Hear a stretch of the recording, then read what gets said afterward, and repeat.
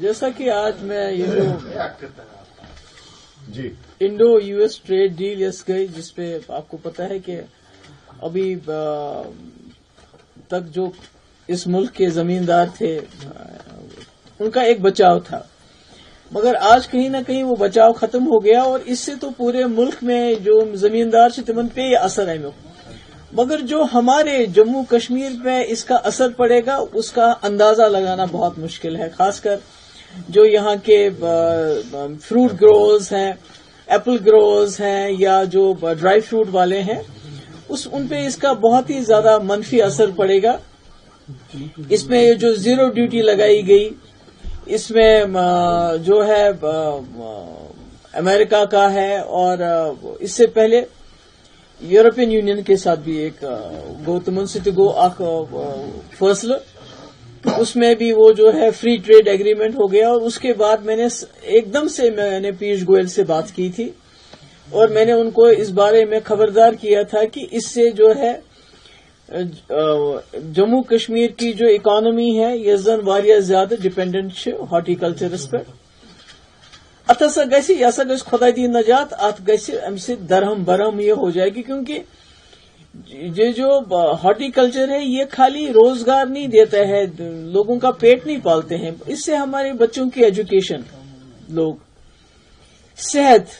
باقی جو زندگی کی لوازمات تم کران یم لوگ امے سے پورا، خاص کر یہ لچھ بدنی لکن فیملیز کے ساتھ یہ منسلک ہے، جس میں لاکھوں کی تعداد میں نوجوان جو ہیں روزگار بھی اسی سے کماتے ہیں، اور آپ کو معلوم ہے جو اس صنعت کے ساتھ منسلک نوجوان ہیں، نہ تم شیڈول کاسٹ کیٹیگری میں، نہ شیڈول ٹرائب میں آتے ہیں، نہ او بی سی میں آتے ہیں، وہ بیچارے کسی ریزرو کیٹیگری میں نہیں آتے ہیں، وہ اسی ہارٹی کلچر کی کیٹیگری میں آتے ہیں، وہ ان باغات کی دیکھ بھال کرتے ہیں، اس سے ان کو روزگار ملتا ہے۔ مگر اب کہیں نہ کہیں اس سے یہاں ایک تو اکانومیکلی ہم بہت ہی پست ہو جائیں گے، اس گژھو واریاہ ویک، مگر ست ست بے روزگاری بڑی واریاہ زیادہ، یہ چھن انڈسٹریلائزیشن ہماری جموں کشمیر میں نہیں ہے، جو تھوڑا بہت جو ہمارا ٹورزم ہوتا ہے وہ بھی ڈپینڈ کرتا ہے کہ کیا حالات رہے ہمارے، تو یہی ایک ہارٹیکلچر جو ایک چیز۔ اور آپ کو پتا ہے کہ پچھلے کچھ سالوں میں جب سے مفتی صاحب نے وہ ہائی ڈینسٹی انٹروڈیوس کیا تھا اپنے زندگی میں، تو یہاں کے لوگوں نے زمینوں کو بہت زیادہ کوشش کی باغات میں کنورٹ کرنے کی، مگر آج جب ہم دیکھ رہے ہیں کہ مطلب لوگوں میں بہت زیادہ تشویش ہے، اور ہم پہلے یہاں ایران کا سیب آ چکا ہے، اس نے بھی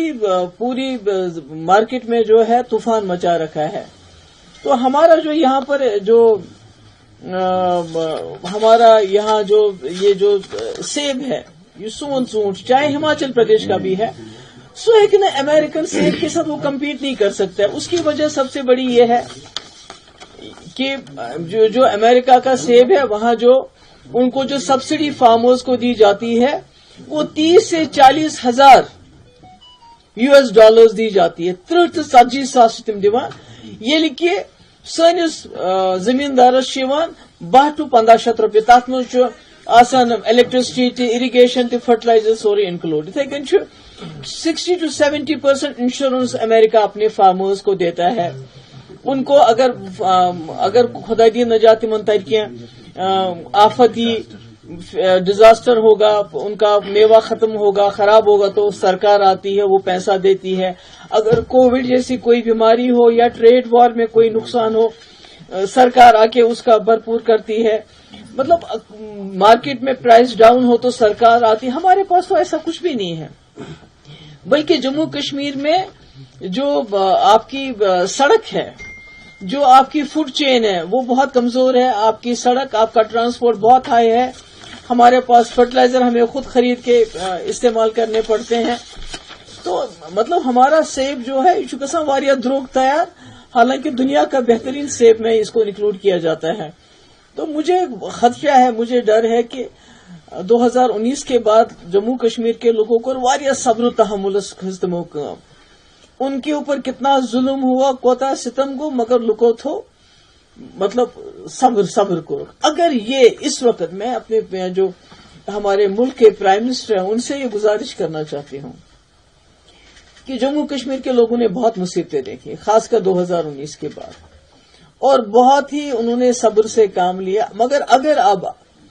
اس Indo U S trade deal کی وجہ سے